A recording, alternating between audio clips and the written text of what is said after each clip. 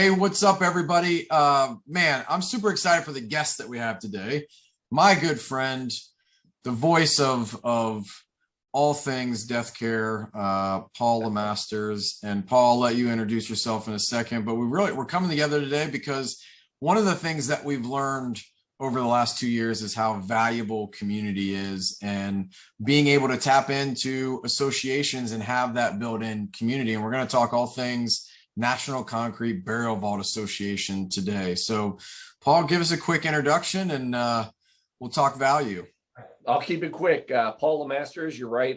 Everything I do is related to death care. My background, former life, funeral director, embalmer, and became an attorney, and now work with a lot of different groups. And I'm lucky enough to serve as general counsel for the NCBVA, National Concrete Burial Vault Association.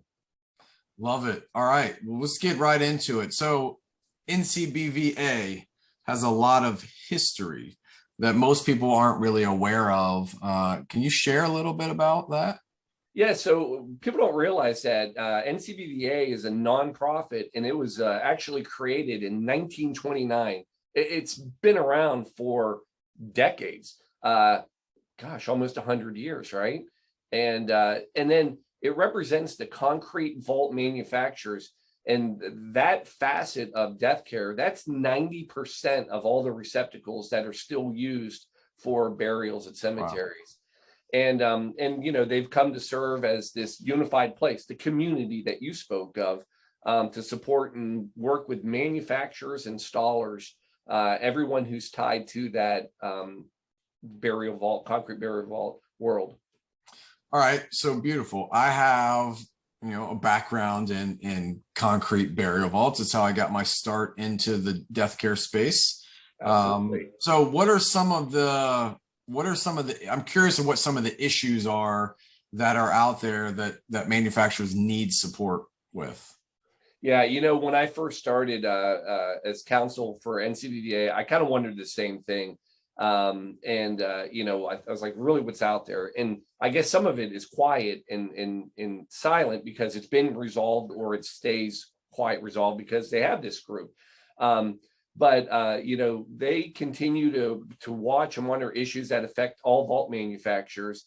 And so we've done everything from standards, actual standards on what a vault is, prohibitions that sometimes still come up on installing a vault at a cemetery, crane operator certification, and recently OSHA and the silica standard.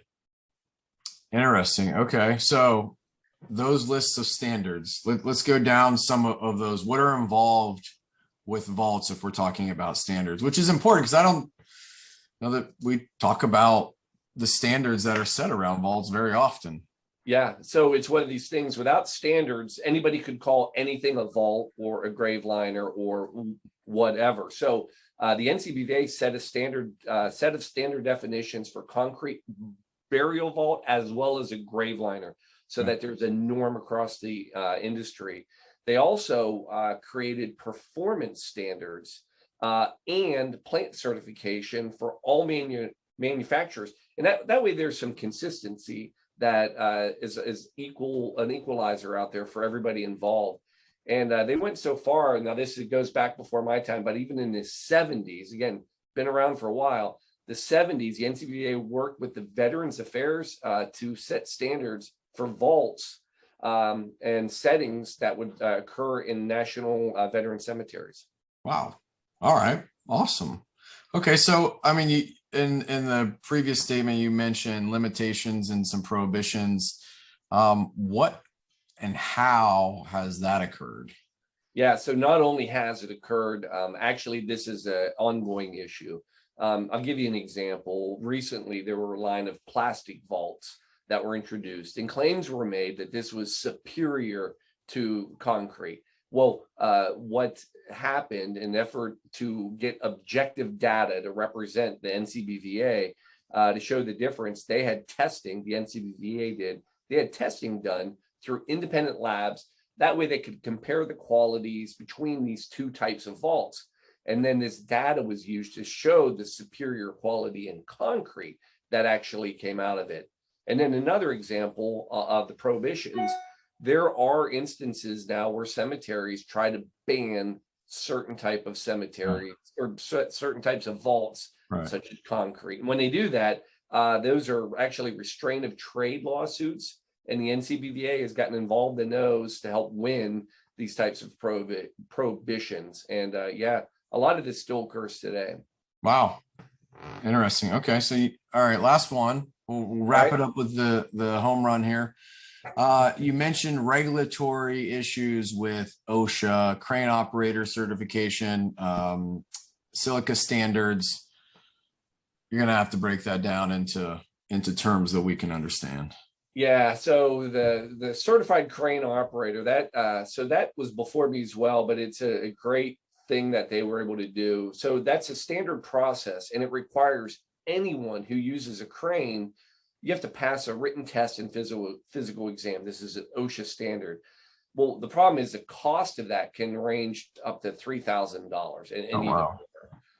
So the issue was that the training and certification for an operator, crane operator, it doesn't matter if it's 100-story-foot crane that you see in the big city putting up buildings, or a tiny crane that you might use to put a vault in. So vault installations have special equipment, everything from a frame support beam, articulating cranes, and even a vault cart buggy. All of these can be classified as a crane. However, the NCBVA worked with OSHA to get a letter opinion, which basically excluded vault operators from the crane and derrick construction standard. So no certification, a lot of money savings. So that was a big one. Yeah, that's huge. I mean, if you look at a vault operator that may have 20 employees, to pay $3,000 for each employee to get crane certification so they can operate a 100-foot crane, when really it's just a hydraulic hoist, doesn't make a whole lot of sense. Yeah. So but we also know that common sense and sometimes government regulations don't always, mix. But that's why we're out there, which is actually, that's the lead into the silica standard. So recently OSHA has really unified and upped the silica standard. And let me I'll throw that out so we know what it is. Silica is a particle in nature. Think sand, concrete. And there's now regulations on how much can be airborne and how you control and maintain it. So NCBA, we are working with members to make sure they're aware of this new standard, how it'll affect them, and hopefully ways to prevent any issues. And needless to say, that is probably one of the biggest future areas. The regulatory scene is never going to go away, but you can absolutely expect that in our world today, that environmental side, especially of OSHA, will just become heightened as we go forward. Yeah. All right. So I got to ask this because I haven't touched on it, but what does a membership in NCBVA get you? So it's great. And you let off with it. It's community. It's a common voice. So first of all, it's hard for anyone to keep up with everything that's going on. So NCBVA does that. And then what it does is not only does it communicate it to members, then it listens to that membership. So there's a voice that comes back so we know what we want to do and what we want to expect. Then when it's needed, the NCBVA can take the lead and carry that singular voice of the community to fight what is needed for membership. Because, well, the one thing about anything like these OSHA and government or any type of case or legal matter comes up, when you have one unified large voice is much more powerful than 5, 10 singular voices that may not all be in harmony. So that's what you get. Love it. Awesome. Well, Paul, thank you so much for breaking that down for us, because I mean, community is important. We need to be involved in community, and we need to understand what's going on in our space. I mean, NCBVA, like you said, covers 90% of the vaults that go on the ground. So it's pretty massive. Yeah. But hey, I appreciate you taking the time and hopefully allowing this to get out and a little bit of education. So absolutely. Thank you, sir. All right. See you. Thanks, Ryan.